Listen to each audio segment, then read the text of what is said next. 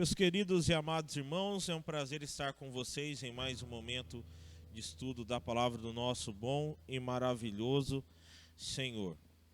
Pedindo do Senhor a direção, a instrução, a capacitação para a nossa vida nesse trabalho que o Senhor tem nos chamado a viver, nesse serviço santo, maravilhoso, que é o serviço do Senhor para as nossas vidas.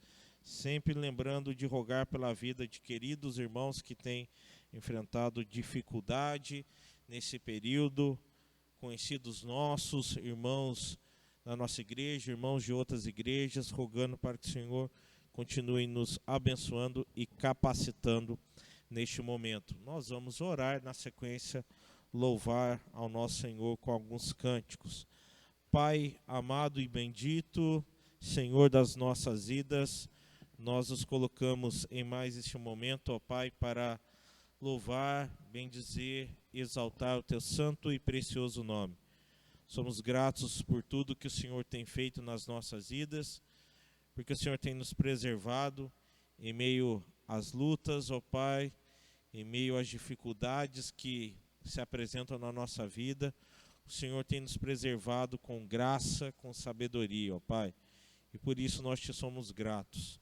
E colocamos, ó Pai, as nossas vidas diante do Teu altar, sabendo que o Senhor tem o melhor para as nossas vidas.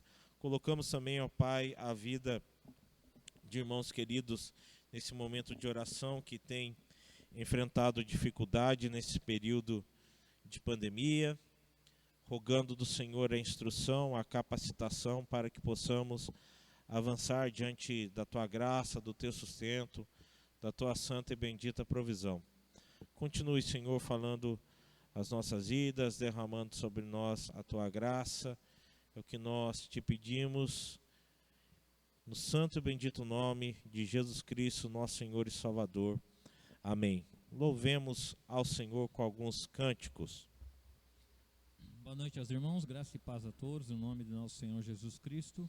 Primeiro cântico, mão no arado. Quem em Cristo põe a vida não pode mais olhar para trás, pois quem ao mestre deu a mão, trabalho certo e perto, tem serviço e profissão.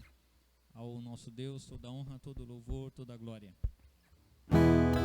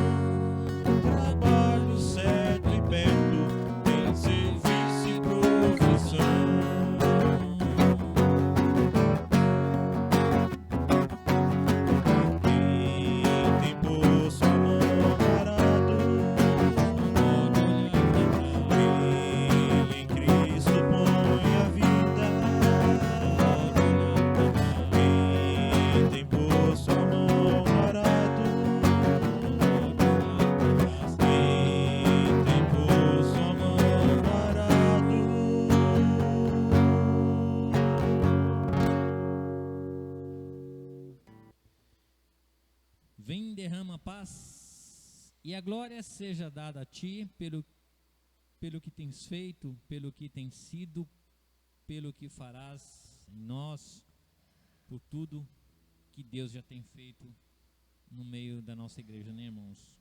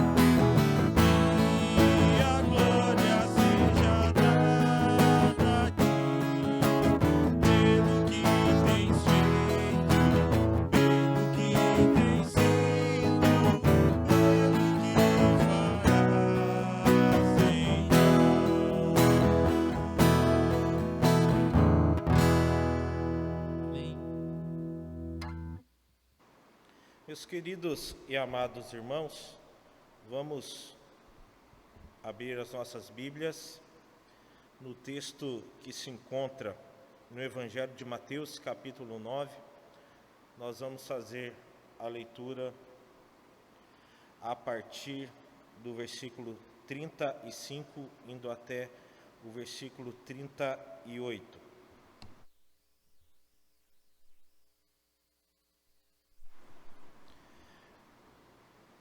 Mateus capítulo 9, do versículo 35, indo até o versículo 38, o texto bíblico nos diz o seguinte: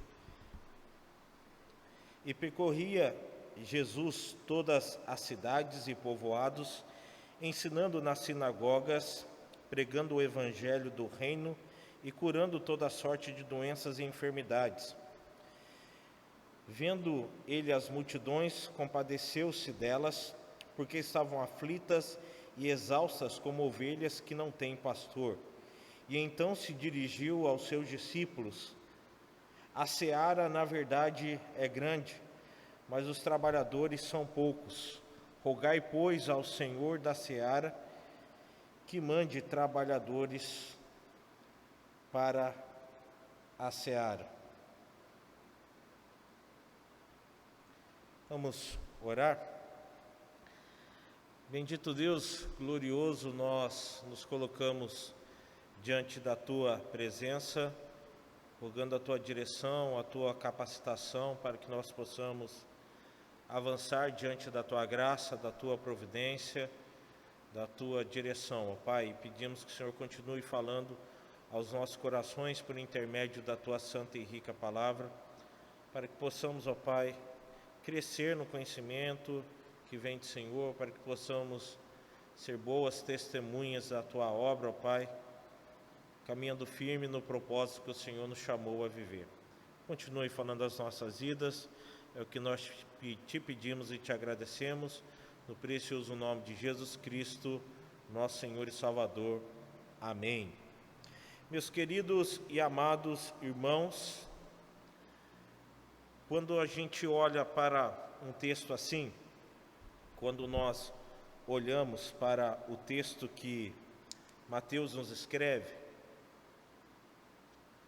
nós vemos algumas coisas interessantes. Mas antes de entrar propriamente nessa temática desse texto, eu quero parar e observar com vocês algumas coisas. Que a missão, as missões, é algo que vem de Deus, é algo que é dado por Deus para as nossas vidas. A missão é uma ordem deixada pelo Senhor para que a sua igreja faça. A missão, ela vem de Deus. A missão que nós realizamos não é a nossa missão, mas é a missão de Deus. Eu, como discípulo de Jesus Cristo, eu tenho uma missão na minha vida, e essa missão é o Evangelho do nosso Senhor e Salvador Jesus Cristo. É essa missão que nós cumprimos como discípulos de Jesus. Dentro dessa temática, a temática das missões, existe um ramo dela que vem crescendo, mas é um ramo que já existe desde os períodos bíblicos, que é a chamada missões urbanas. Elas têm crescido e desenvolvido na caminhada. Isso altera a forma como nós comunicamos o Evangelho. Nós vamos falar da mesma verdade, da mesma mensagem salvadora, só que a abordagem que nós fazemos é uma abordagem um pouco diferente. Na semana passada nós conversamos um pouco dessa realidade e agora nós vamos dar continuidade a essa questão olhando a atuação ministerial de Jesus. Mas eu quero parar e pensar com vocês um pouco do nosso contexto como nação, como Brasil. Por que eu quero olhar para essa questão? Para olhar como a nação era e como se abordavam algumas coisas da nossa nação antes de algumas mudanças. Olhando para o contexto brasileiro, nós vemos que a nossa nação experimentou um dos mais rápidos processos de urbanização no século passado, no século XX. Quando a gente estuda a história do Brasil e as consequências de alguns efeitos da história, nós vemos como foi rápido o desenvolvimento no período da urbanização brasileira, ou seja, o Brasil vivia ainda no contexto mais rural, e conforme a transformação, a urbanização, a industrialização do Brasil, algumas coisas, foi ocorrendo a transformação e a modificação para o contexto urbano. Quando se vira do século XX para o século XXI, o Brasil é considerado como um dos países mais urbanos do mundo. Nessa virada de século, o Brasil já se aproximava dos 200 milhões de habitantes. Estima-se que tinha naquela época cerca de 180 milhões de habitantes. Alguns entendem que era esse número, mas chegando já próximo aos 200 milhões de habitantes na nação e já num contexto diferente do que foi no século anterior. Ainda temos questões rurais no nosso Brasil, mas como sociedade, nós somos uma sociedade mais urbana. O contexto é diferente no qual nós vivemos. Então isso se faz importante a gente observar na caminhada. Quando Jesus pregava e anunciava, Jesus pregava num contexto mais de pesca, contexto de agricultura. Quando nós vemos já o período apostólico no registro de Paulo e outros irmãos, nós vemos já um contexto mais urbano naquele período. E diante desse contexto, como igreja, nós somos desafiados a manter firme o chamado de Deus, a vocação do Senhor para a nossa vida como igreja. E essa vocação, esse chamado é para que possamos anunciar a palavra de Deus dentro do contexto em que nós vivemos, respondendo ao desafio que nos é proposto, que nos é dado pelo Senhor. Caminhando, observando, nós podemos olhar e trabalhar algumas questões. A primeira delas, o modelo ministerial de Jesus Cristo, do nosso Senhor Jesus Cristo. O texto que nós tomamos como base para esse nosso estudo, que está em Mateus capítulo 9, trabalhando dos versículos 35 a 38, chamando mais atenção aqui nessa passagem, nós vemos a atuação ministerial do nosso Senhor e Salvador Jesus Cristo. E é colocado de uma forma bem resumida aqui para nós. A atuação ministerial de Jesus ia muito mais além do que esse texto nos apresenta.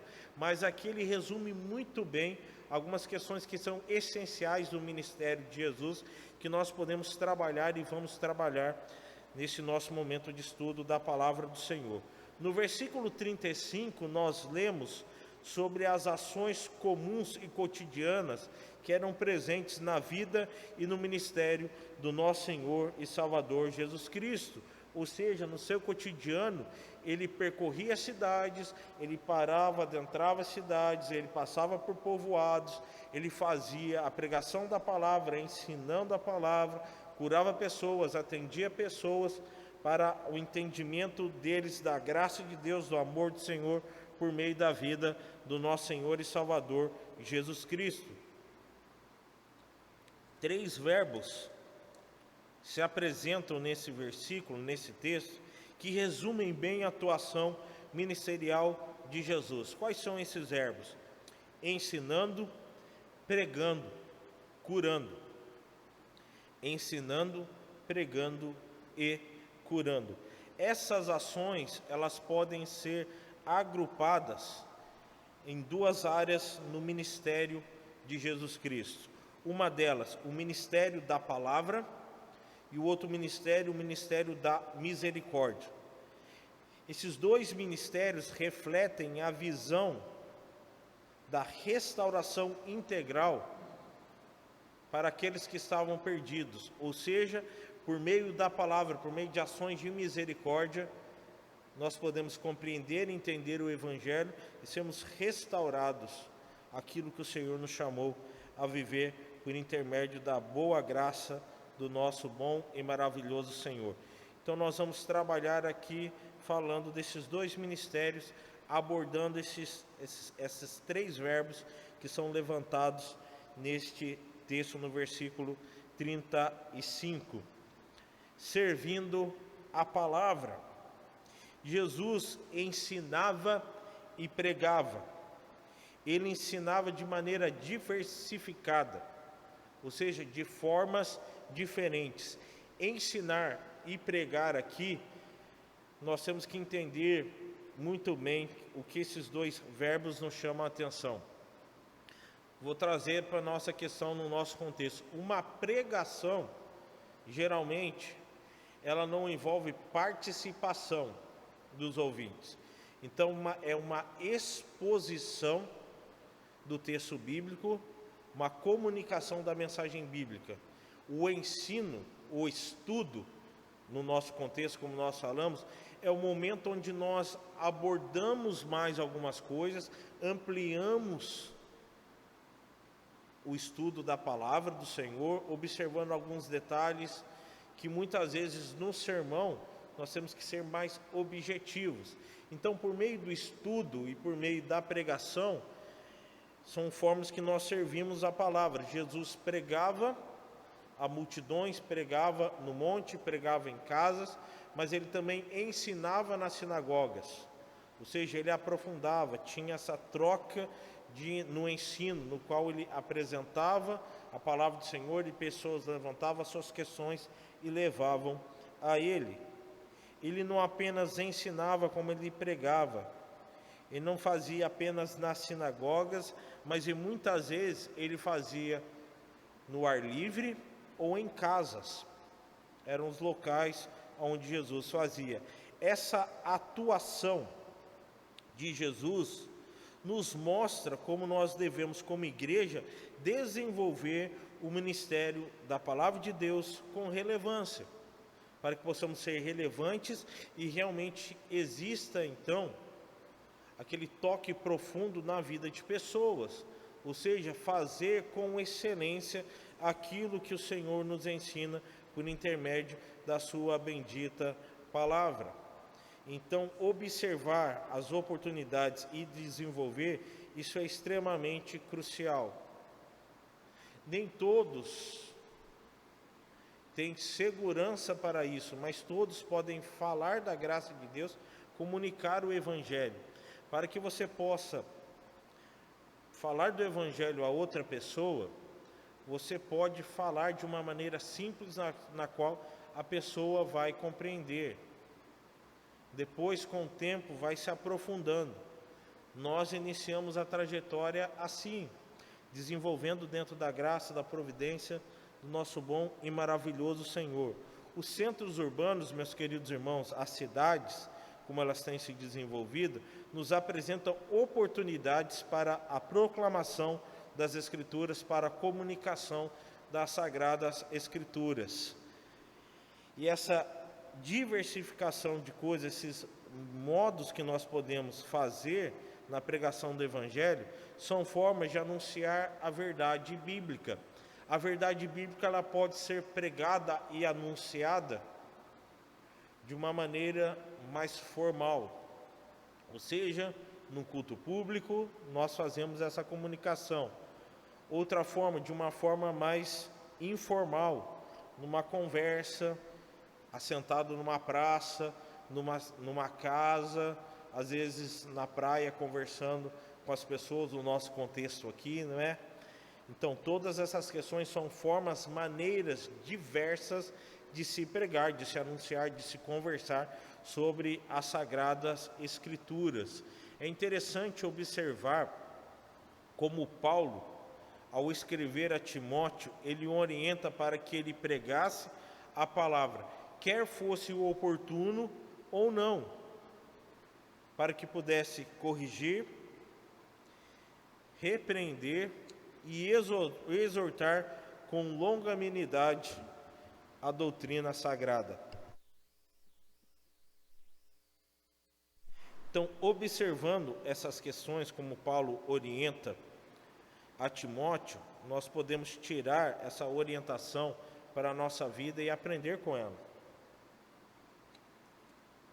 As duas cartas que Paulo escreve a Timóteo são orientações para como Timóteo pudesse proceder diante das situações ou no contexto no qual ele estava envolvido. Então ele escreve ali para que Timóteo pudesse receber a orientação, continuasse pregando a palavra, quer fosse oportuno ou não. Porque às vezes a gente fica esperando qual é o momento oportuno. E o momento nunca aparece, às vezes, na nossa mente. Poxa, mas eu estou aguardando o momento.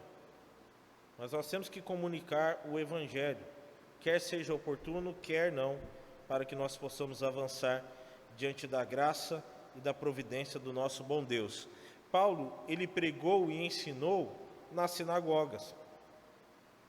Paulo pregou e anunciou ao ar livre, nas praças, no Areópago de Atenas, um centro de discussões filosóficas daquele período, em meio a terremoto, com hora marcada, sem hora marcada, em casa, nas ruas, preso, livre. Então, o que nós aprendemos com o ministério da palavra, no serviço a Deus por meio da palavra, seguindo o modelo que vem de Jesus, no ministério de Jesus para as nossas vidas, que é o nosso ministério como servos dele, é levar essa palavra adiante, quer seja oportuno ou não. Jesus Cristo fez, nos ensinou como fazer, nos orienta e assim a gente caminha. Outra questão que o texto nos apresenta, aqui caminhando, um outro ministério é exercer o ministério da misericórdia, exercendo a misericórdia. Daqueles 3 verbos que a gente trabalhou, agora nós vamos para o terceiro. Ensinando, pregando, a gente já trabalhou, agora nós vamos falar da misericórdia.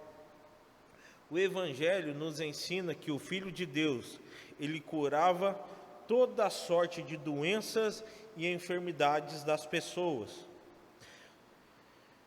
Comparados a Cristo, se formos nos comparar a Cristo, nós ficamos absolutamente limitados no nosso poder de atuação para amenizar a dor e o sofrimento físico das pessoas. Não dá para comparar o poder de Cristo comparado ao nosso, mas nós podemos olhar para Cristo e aprender com Cristo como ele exercia a misericórdia. Num certo sentido, as curas serviam como testemunho concreto da pessoa e, consequentemente, da autoridade de Jesus Cristo.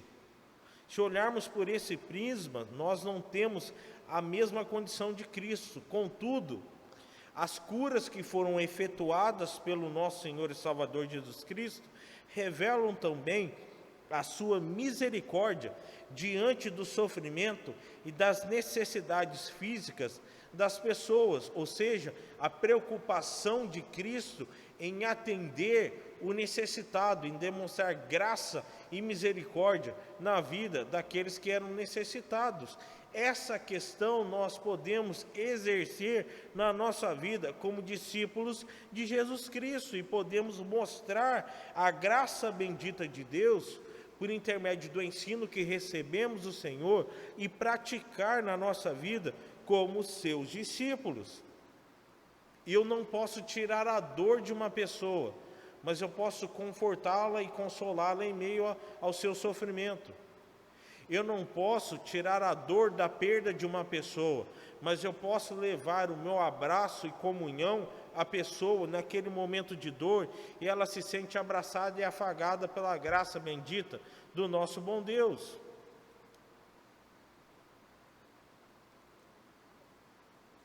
Eu não posso livrar uma pessoa de passar por dores e sofrimentos, mas eu posso orar e estar com essa pessoa em meio à dor e o sofrimento. É ministério de misericórdia, é agir com a misericórdia do Senhor. Com as curas e milagres, Cristo demonstrou para a igreja que ela deveria ter como preocupação real na sua vida os cuidados com os seres humanos, o cuidado com as pessoas, para que pudesse exercer um ministério de misericórdia como uma legítima manifestação de amor ao próximo, para que pudéssemos mostrar a graça, mostrar o amor de Deus, para que as pessoas possam ver nos atos de misericórdia o amor de Deus na nossa vida, esse amor transformador que um dia nos alcançou e nos transformou pelo intermédio da sua graça tão bendita e especial. Mas eu quero caminhar aqui, agora apontando uma segunda questão, a visão ministerial do nosso Senhor e Salvador Jesus Cristo. Temos um modelo dele, mas temos a sua visão que nós podemos trazer para a nossa vida, para a nossa caminhada. A visão ministerial de Jesus nós vemos aí a partir do versículo 36, indo até o 38, desse texto que nós lemos de Mateus capítulo 9, que revelam mais da visão ministerial de Jesus. E nós vamos destacar aqui os ensinamentos de Jesus Cristo sobre o seu ministério. Ele fala das multidões como ovelhas sem pastor. A compaixão demonstrada pelo nosso Senhor e Salvador Jesus Cristo para com as multidões que o seguiam, revela claramente que o nosso Redentor enxergava as pessoas além das suas carências. Jesus não estava olhando para as pessoas buscando enxergar nela como se elas fossem pessoas inocentes ou injustiçadas, porque elas não eram. Ou seja, o sofrimento existe sim na nossa vida como consequência do pecado, mas também Cristo olha para essa situação e não deixa de atender. Ele olha a situação, ele vê que as pessoas estão em sofrimento. E Jesus, ao contemplar as multidões, viu que as multidões estavam aflitas e exaustas espiritualmente. E porque o Filho de Deus sabia que todos os homens estavam mortos nos seus próprios pecados e nas suas misérias, escravos da cegueira espiritual, que eram dominados e se mantinham distante de Deus, ainda que praticantes de uma religiosidade que era idólatra e voltadas para a sua satisfação pessoal e autojustiça, Jesus Cristo observou e viu essa situação.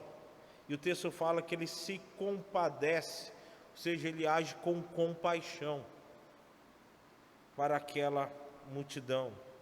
Essa visão de compaixão, cheia de compaixão de Jesus, com a qual Cristo contempla as multidões, sabendo exatamente quem era aquela multidão, quem são aqueles que estavam diante dele naquela situação, isso revela para nós o tamanho e o vigor da saúde espiritual do nosso Senhor e Salvador Jesus Cristo.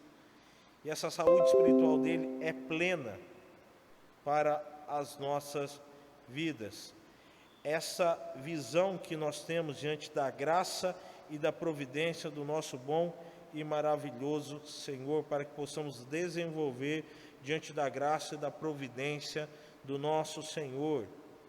E essa visão que nós temos por meio da graça de Deus, da sua compaixão, deve também estar presente nos nossos corações, na vida de todos aqueles que verdadeiramente conhecem e seguem ao nosso Senhor e Salvador Jesus Cristo. Essa questão sempre foi uma marca na vida e no ministério de Jesus Cristo, ao passo que foi uma imensa ausência na prática daqueles que se achavam zelosos e religiosos nos dias nos quais Jesus vivia, o que os tornam alvos da severa crítica por parte do nosso Senhor e Salvador Jesus Cristo. As multidões estavam como ovelhas que não têm pastor. Precisavam ser cuidadas, precisavam ser tratadas, e Jesus Cristo olha com compaixão, e Ele, o grande e verdadeiro pastor, tem compaixão delas e age em meio àquela situação. Uma outra questão que esse texto nos apresenta, nos mostra uma coisa: uma grande seara sem trabalhadores. A seara é grande, mas poucos são os trabalhadores. O ensino de Cristo sobre a realidade da seara e dos seus trabalhadores revela que o nosso Senhor enxergava o trabalho ministerial em uma dimensão muito mais ampla do que costumeiramente faziam os seus seguidores, como até hoje fazem os seus seguidores. A visão de Jesus era mais ampla. E esse trabalho nessa visão mais ampla é o chamado de atenção de Jesus aqui para ensinar e abrir a mente daqueles que eram seus discípulos para essa realidade tão importante e crucial. O Senhor deixa claro que a seara é o campo preparado para a colheita. E Ele deixa claro que essa seara é grande. Essa seara é grande. Cristo nos adverte para o fato de que essa seara verdadeiramente é grande. Ela não é pequena. Outra questão colocada nessa passagem é que são poucos os trabalhadores para a seara. A seara é grande. Deixa eu aqui fazer um exagero. Ela é enorme, mas poucos são os trabalhadores. E deixa eu explicar aqui o campo, a seara, o que significa. Campo e seara aqui não é igreja, são pessoas. A seara é grande, o número de pessoas para serem alcançadas é grande. E temos poucos trabalhadores. Ou seja, o Senhor está chamando a atenção para a obra que precisa ser feita.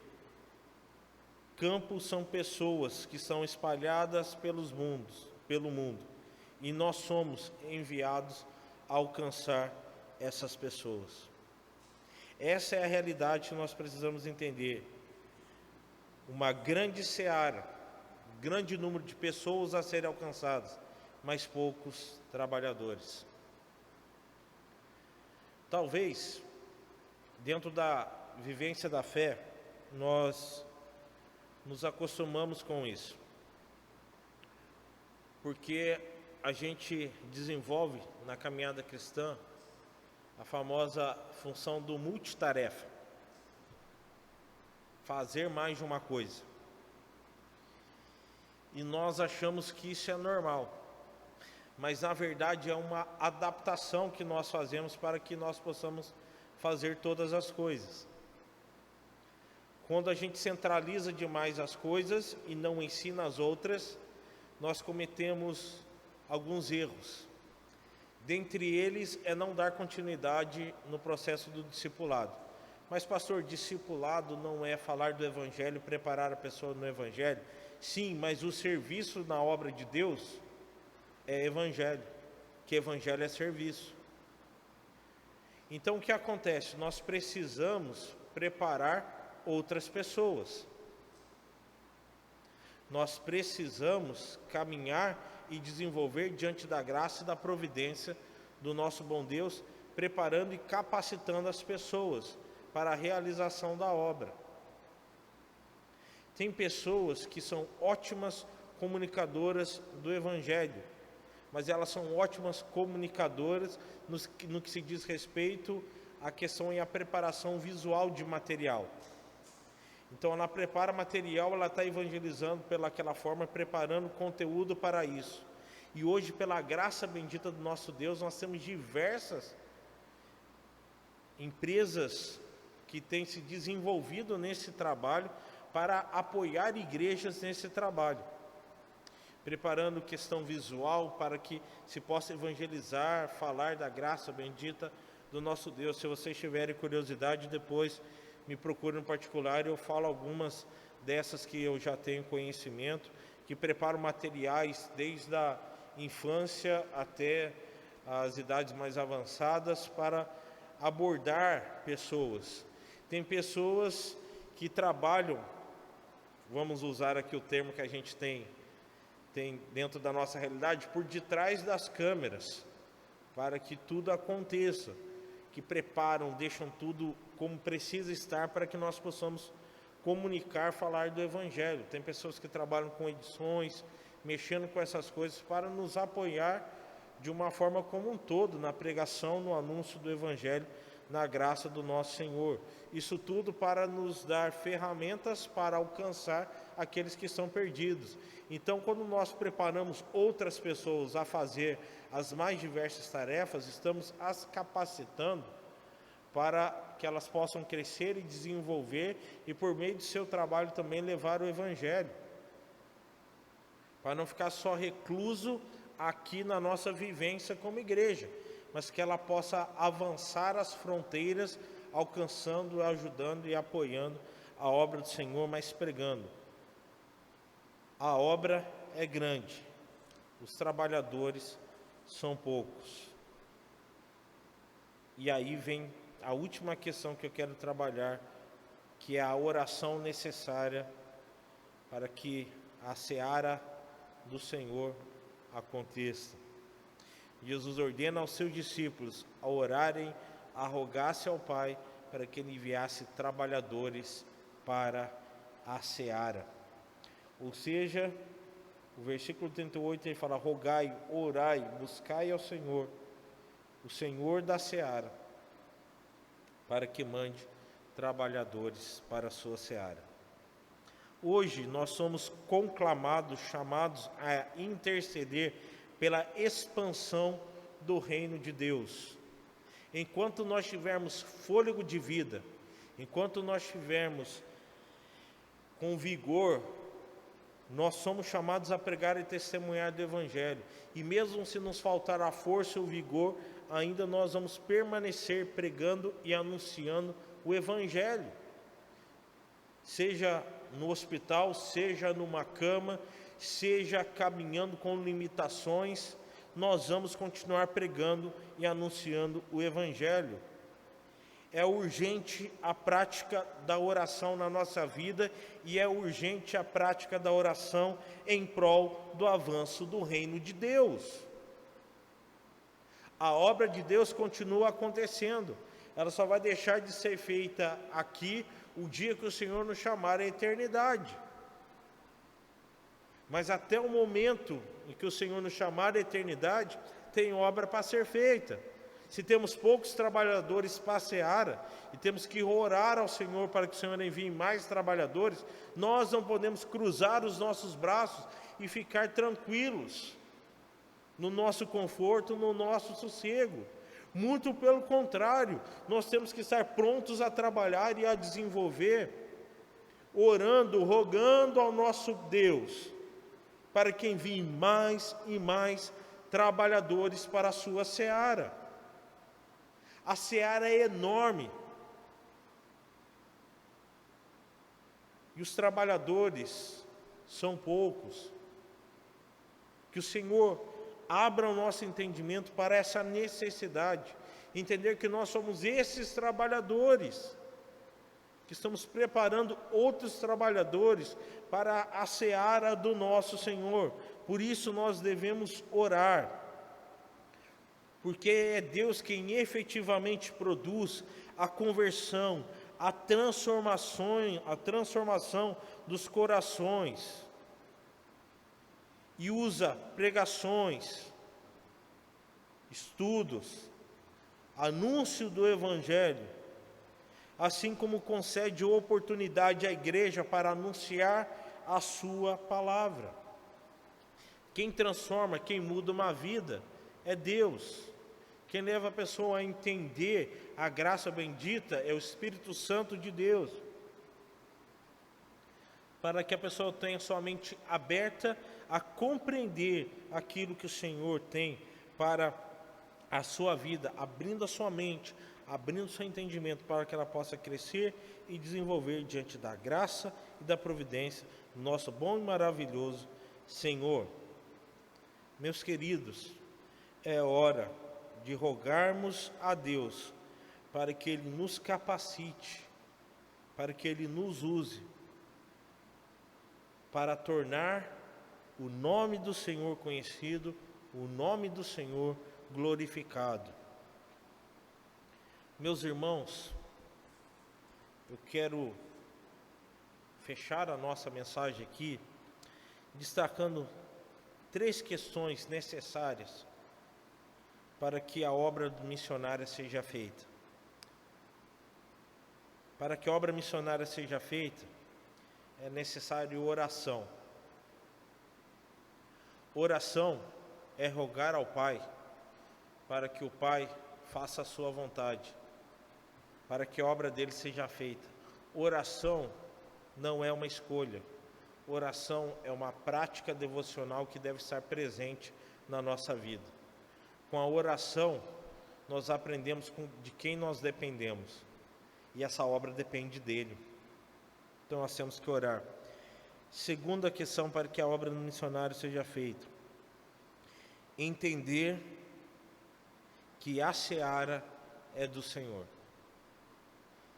Entender que essa obra é de Deus e não é nossa.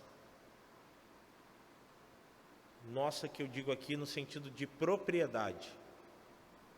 Essa obra é de Deus. Nós somos os seus filhos. Essa obra é dele. Ele é o Senhor. Ele é que nos instrui. Se Ele é o Senhor, nós como seus servos o obedecemos e fazemos conforme a sua palavra nos orienta. Mas a terceira questão para que a obra missionária seja feita é que ela é feita por trabalhadores, ou seja, a obra é de Deus, mas nós somos aqueles que somos usados por Deus. E se essa obra é feita por trabalhadores, requer empenho, requer cuidado, requer vida de devoção, requer caminhada com Cristo. Meus irmãos, uma questão que tem que estar muito claro na nossa mente, entendendo as limitações que a seara é grande, mas que são poucos trabalhadores, é entender o seguinte: olhar para a atuação ministerial de Jesus e compreender algumas coisas. E aí vem uma análise que precisa ser feita por nós, como discípulos do Senhor. E que análise é essa? Quantas pessoas nós temos buscado no sentido de levar o Evangelho? E aqui é uma crítica que é para todos nós, independente de cargo, de função que nós possamos ter, mas é uma crítica construtiva para nós, no sentido de parar e analisar o que nós estamos fazendo como discípulos do Senhor. O que nós temos feito? A gente não pode entrar no comodismo como cristãos. Nós não podemos cruzar os nossos braços como igreja e povo de Deus e esperar que o perdido venha até a nós. Para que a pessoa possa compreender e entender o Evangelho, é necessário que nós a abordemos, para que nós trabalhemos com essas pessoas, para que elas possam entender a graça de Deus. Mas uma coisa a gente precisa ficar bem atento: nem sempre essa pessoa vai compreender o Evangelho como nós queremos. Às vezes essa pessoa vai ver o Evangelho, vai ouvir o Evangelho, e num determinado ponto vai virar para mim e para você e vai dizer: muito obrigado, mas não é isso que eu quero para a minha vida. Mas nós estamos cumprindo a missão do Senhor. A seara é grande. Eu não consigo dar conta sozinho, você não consegue dar conta sozinho. Por isso nós trabalhamos juntos. Porque a obra não é nossa, a obra é de Deus. E é nessa obra que nós caminhamos com a graça bendita do nosso bom e maravilhoso Senhor. Missão urbana é isso. Missão urbana é olhar para essa seara, usando o termo mais agrícola, olhando para o campo e vendo que o campo é grande. A semente tem que ser lançada. E aí eu quero trazer o que Paulo fala aos Coríntios, no qual ele diz o seguinte: olha, um lançou a semente, outro regou e outro vai colher. E o trabalho, às vezes, é medido aos nossos olhos, na nossa régua de medição, ou no nosso plano de medição na nossa mente, da seguinte forma: olha, fulano de tal, ele é um exímio evangelista, glória a Deus por isso. Só que a questão é a seguinte, meus irmãos: às vezes a mensagem que foi plantada ali não foi fulano que está colhendo, que iniciou, mas aquele terreno para receber aquela mensagem foi preparado anteriormente. E quem já trabalhou com terra, eu nem tanto, mas eu tenho uma certa noção, vê o seguinte: às vezes preparar a terra para receber uma planta nem sempre é fácil. Dependendo do terreno, você vai ter que cavar mais para que a semente possa estar bem enraizada. Então, na obra de Deus, às vezes, nós somos aqueles que estão cavando e estão tirando as pedras do caminho. E aí vem outra pessoa que vai poder ali lançar a semente com calma e tranquilidade e regar. Outro vai vir e vai ver o crescimento da planta. mas talvez venha outro e vai colher o fruto. Esse trabalho é grande. O que nós temos que entender é o seguinte: o importante como servo do Senhor é estar fazendo parte dessas etapas. Talvez você tenha o prazer de colher o fruto, mas a gente não deve desanimar, porque a obra é grande. Talvez outro vai colher o fruto. Colher o fruto é gostoso, a gente sempre quer colher o fruto, mas talvez a gente esteja tirando as pedras do caminho, do terreno, preparando o terreno para que ali então ele possa receber o adubo certo, que é a mensagem do Senhor, para que a mensagem possa florescer e crescer diante da graça do nosso bom Deus. Nós vamos orar, encerrando esse nosso momento com a graça bendita do nosso maravilhoso Senhor. Pai de amor, de imensa bondade e graça, nós te pedimos para que o Senhor continue